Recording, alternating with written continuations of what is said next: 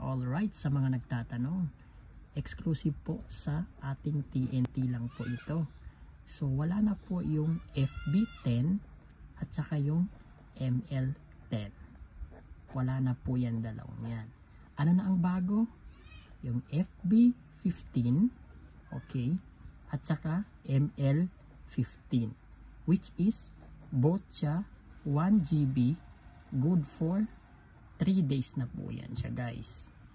Kung gusto niyo naman yung mix lang na 15, so meron din tayong FB ML15, which is 1 GB din na combination for 3 days ng ML at saka FB.